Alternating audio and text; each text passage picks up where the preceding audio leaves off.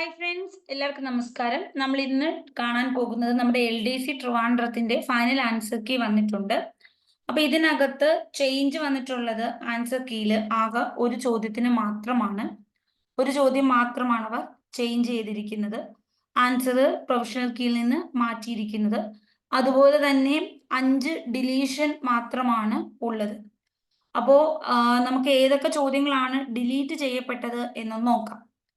ഇതില് ആദ്യം തന്നെ ഡിലീറ്റ് ചെയ്യപ്പെട്ട ഒരു ചോദ്യം 23ാമത്തെ ചോദ്യമാണ്.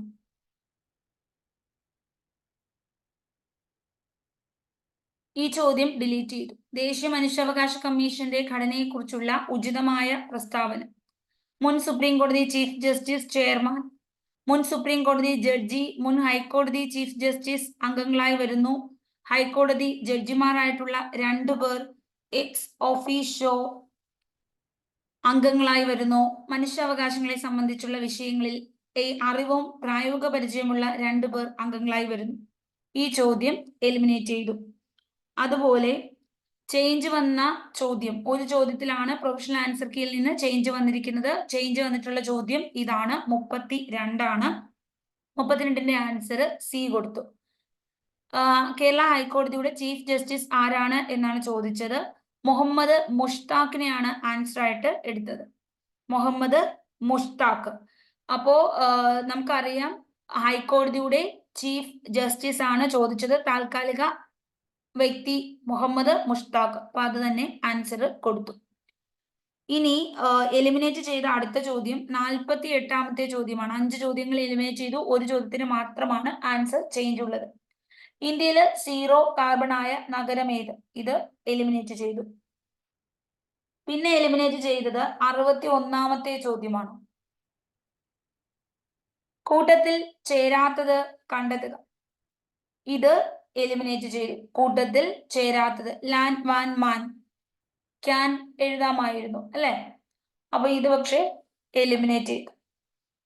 ഇനി 69 എലിമിനേറ്റ് ചെയ്തു. ദേശീയ മനുഷ്യാവകാശ കമ്മീഷന്റെ ചെയർമാൻ ആരാണ്? ഇത് അരുൺകുമാർ മിശ്ര. അദ്ദേഹം ഇപ്പോ മാറിയിട്ട് ആരായി? ഇപ്പൊ താൽക്കാലികമാണ്, വിജയാണ്. അപ്പോ അത് എലിമിനേറ്റ് ചെയ്തു. മനുഷ്യാവകാശ കമ്മീഷന്റെ ചെയർമാൻ. ഇനി അടുത്ത ചോദ്യം എലിമിനേറ്റ് ചെയ്തത് 76 ഇവിടെ ഒറ്റയാനെ കണ്ടെത്താനായിരുന്നു. ഇത് എലിമിനേറ്റ് ചെയ്തു. ഇതെല്ലാം കൂടെ കൂട്ടുമ്പോ ഇപ്പോ 5 2 7 8 8 3 11 6 17. സത്യം പറഞ്ഞാൽ ഇതിന് ആൻസർ ഉണ്ട്. എല്ലാം കൂടെ കൂട്ടുമ്പോൾ 17. ഇവിടെ മാത്രം ആൻസർ കിട്ടുന്നില്ല. ബാക്കിയൊന്നും 17 കിട്ടുന്നില്ല. ഇത് എന്തിനു എലിമിനേറ്റ് ചെയ്തു എന്ന് അറിയത്തില്ല.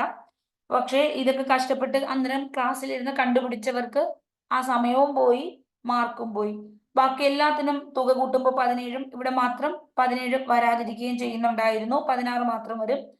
ഇതങ്ങനെ വെച്ച് നോക്കുമ്പോൾ ശരിയായിരുന്നു ആൻസർ. പക്ഷേ എങ്കിലും എലിമിനേറ്റ് ചെയ്തു. അപ്പോ ഇങ്ങനെ 5 ചോദ്യങ്ങൾ എലിമിനേറ്റ് ചെയ്തു. ഏതൊക്കെയാണെന്ന് ചോദിച്ചാൽ 23ാമത്തെ ചോദ്യം, 32ാമത്തെ ചോദ്യത്തിനാണ് ആൻസർ ചേഞ്ച് ചെയ്ത് സി കൊടുത്തത്. പിന്നെ 48ാമത്തെ ചോദ്യം എലിമിനേറ്റ് ചെയ്തു. 61ാമത്തെ ചോദ്യം എലിമിനേറ്റ് ചെയ്തു. 69, 76 ഈ 5 ചോദ്യങ്ങളാണ് എലിമിനേറ്റ് ചെയ്യപ്പെട്ടത്. 5 ചോദ്യങ്ങൾ എലിമിനേറ്റ് ചെയ്തു. ഒരു ചോദ്യത്തിന്റെ ആൻസർ മാറ്റി. അപ്പോ ഇതൊക്കെ ചെയ്ത കുട്ടികളുടെ മാർക്ക് ഇപ്പോൾ നഷ്ടപ്പെടും. പിന്നെ ഇത് അറ്റൻഡ് ചെയ്യാത്തവർക്ക് മാർക്ക് കിട്ടുകയും ചെയ്യും. അപ്പോ എന്താണ്, വീണ്ടും ഒരു ഭാഗ്യ പരീക്ഷണമായി, നമ്മുടെ ഹാർഡ് വർക്കിനേക്കാളും ഒരു ഭാഗ്യ പരീക്ഷണത്തിലേക്ക് മാറി പെട്ടെന്ന് തന്നെ.